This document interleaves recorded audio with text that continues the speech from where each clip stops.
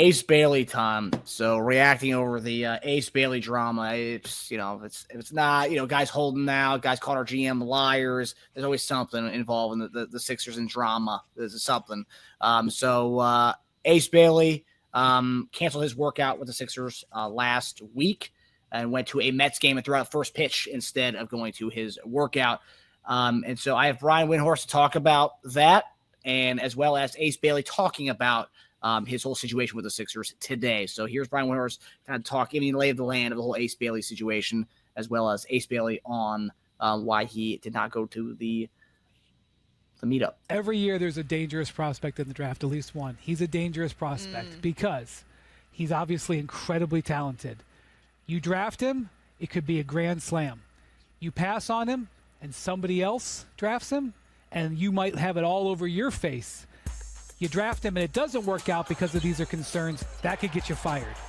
He is a classic situation and that's why I think the team that gets him will be a team with a general manager who is very safe in his job, who says, trust me, I believe in this player, and that's what I would be watching for on draft night. Ace, how are you tuning out the noise in the pre-draft? And obviously, are you hearing it, and what's your thoughts on it? No, I'm just working on basketball. That's all I'm focused on so far. But do you feel like people have the wrong perception of you? I feel like I can only control what I can control. I mean, you can think how you think, but I can control what I can control. So what can you control? Me playing basketball. But you could have controlled going with the workout. So I'm focused on basketball. That's my decision. It's basketball. So he had an opportunity to come out right there and say, I don't want to play for the Sixers, and he didn't. He just said he wants to focus on basketball, which you would think focusing on basketball would be going to the workout, not throwing out first pitches, but nonetheless, everyone's got their own situation there. But Eric, the reports are signaling that he does not want to come to Philadelphia. He wants to go to the Pelicans, the Nets, the Wizards, ideally stay on the East Coast, as one of the reports said. But what do you kind of make of everything that's going on here with the Ace Bailey situation? Is the Sixers not on the East Coast? Yeah, I thought so, but I guess not. But what does it say about this whole thing? When you saw this report that he canceled his workout, he wanted guarantees. That was what Keith Pompey reported, that he wanted a guarantee before coming to his workout. Sixers didn't give it to him. That was the report that Keith Pompey released. But what do you make of this whole thing? And what does it say about his First off, did he work out for anyone? Nobody. Okay. Very strange approach. Rehearsed answer. Just repeated it. Yeah, just rehearsed answer. That he didn't really want to address it on why. You have a why.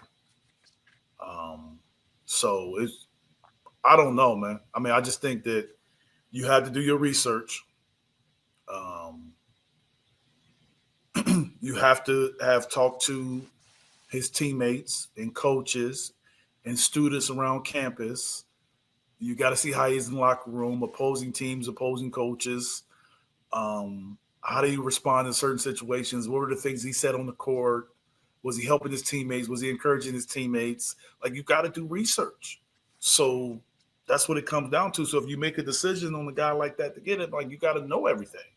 So, and on top of that, you got to look at it from a standpoint of his talent. Like, this time last year, I had people telling me that he was on Cooper Flagg's level or better. I had people telling me that.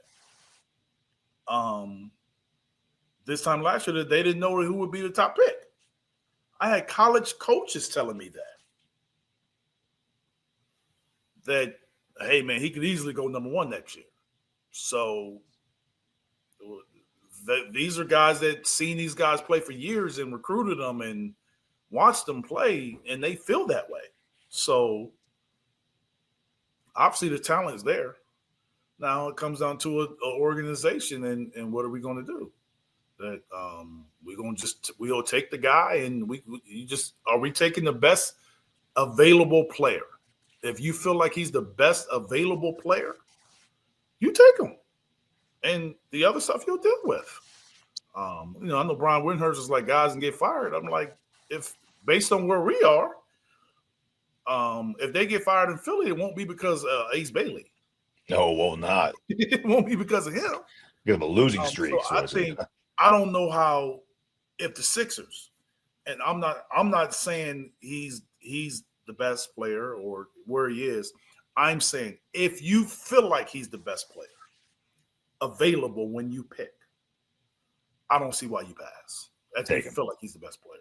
Because I don't think that, like I say, drafting Ace Bailey this year would not be the reason why our GM and our coach don't last. It's going to be the guys that are supposed to be leading us would be the reason, along with the coaching and other decision making. But if you feel like he's the best, then I don't even know what the question is. Now, if VJ is somehow in that conversation or somebody else is in that conversation, then you make a decision based on who goes 1 and 2. But I don't think that all not working out and all that, like, I don't think that's going to stop them from drafting him if they feel like he's the best. I don't think that's going to so either.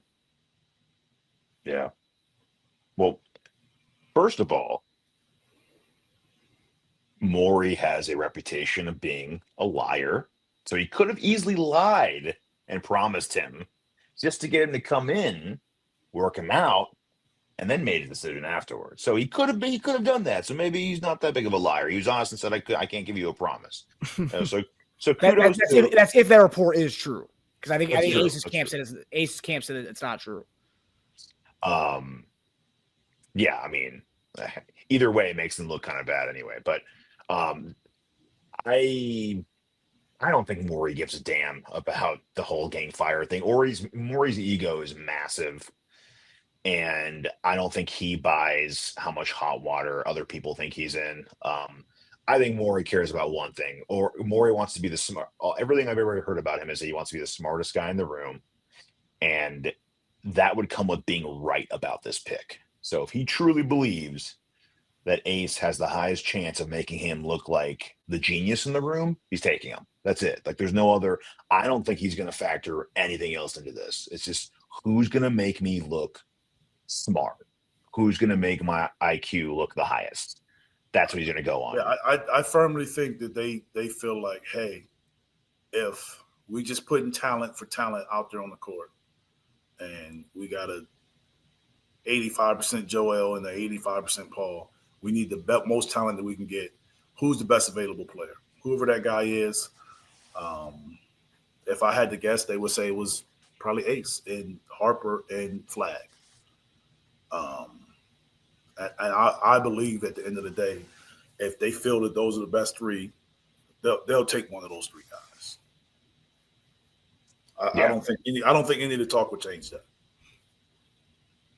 Yeah, I agree. I just think, I don't think he's scared about that. I don't think anyone's scared about that. And I think if he presented anything to Josh Harris and the ownership group, they're going to ask him who's the best player. Yeah. And especially long-term too, like who's the best player long-term.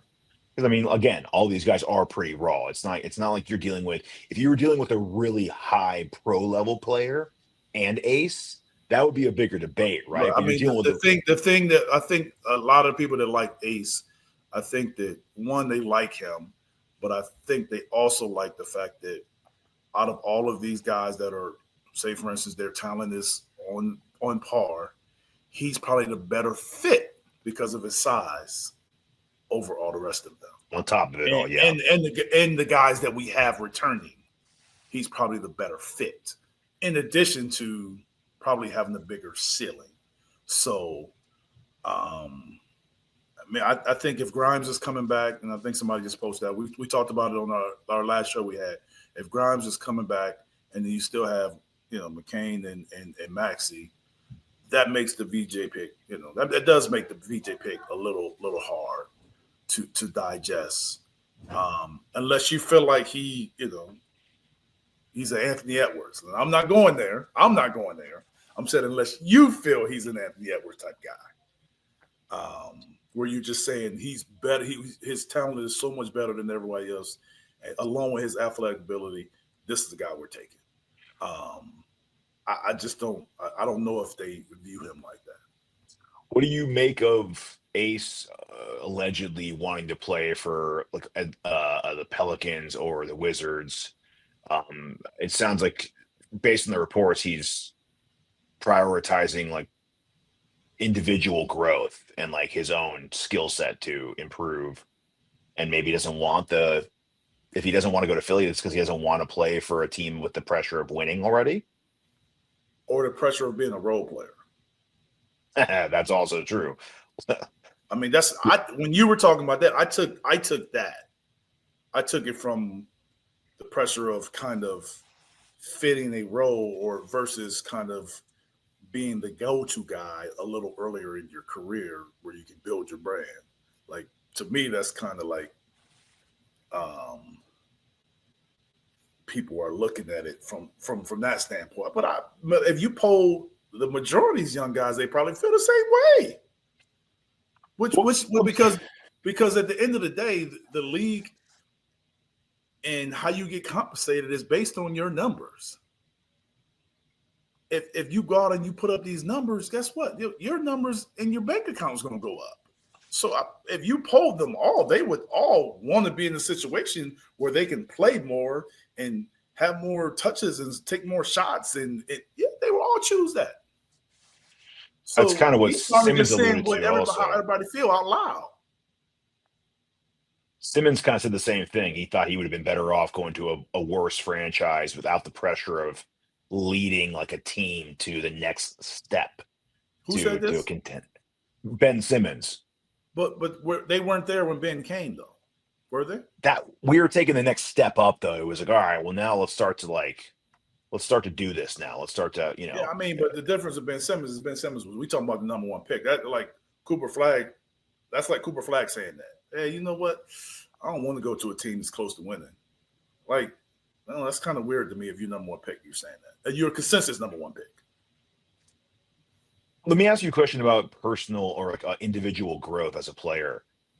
Can you grow faster individually on a bad team, just like making mistakes freely, or with less pressure on a good team? Well, it's more pressure to win on a good team, but it's also not all on you if you go to a really good team. You can kind of like in the shadows get better. What's a better situation in your opinion? I mean, it's, to be honest with you, there's no really set way to do it, because let's take McCain, for instance, right?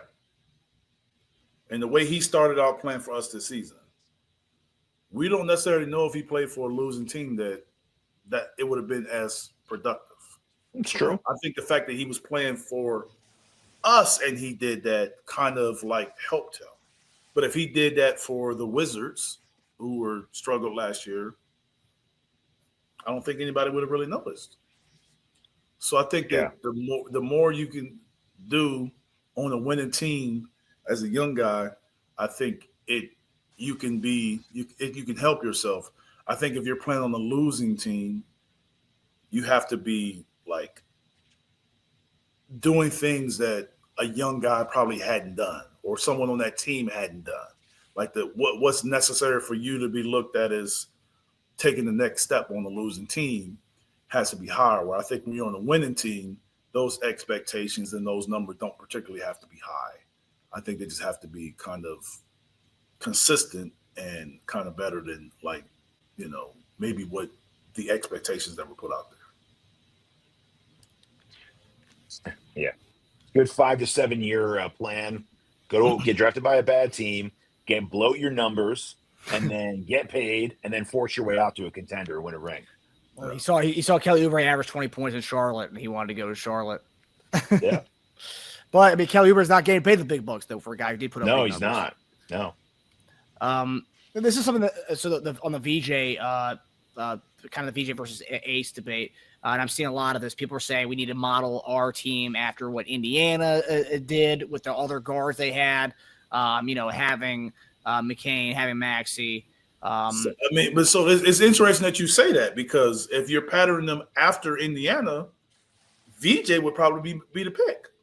Yes, exactly. Because you want more athletic ability, pick up full court. Like the Pacers do some stuff that The Sixers don't do. The Sixers don't pick up full court and rotate guys and pressure, and like we don't do that. Like I'm not saying we can't, but I'm saying we don't do that. VJ's definitely more of an OKC Indiana guy. That's what I'm saying. Like he's more better fit for how they play. But those guys play. Those two teams played like that all year.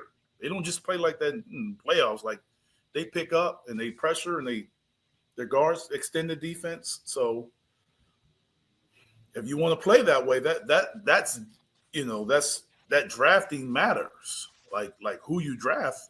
If you're saying that we want to pick a guy for that kind of style, like you have to think differently because that's different. Like so, but I don't know if we can ever play like that with Joel and Paul. Like I don't know if we can be that type of team. Yeah, because that means Joel got to come out on these screens when when they're running a lot of pick and rolls, and it's different. Like you're asking those guys to do a lot. The more you extend your defense, the more you open up things. So we'll see.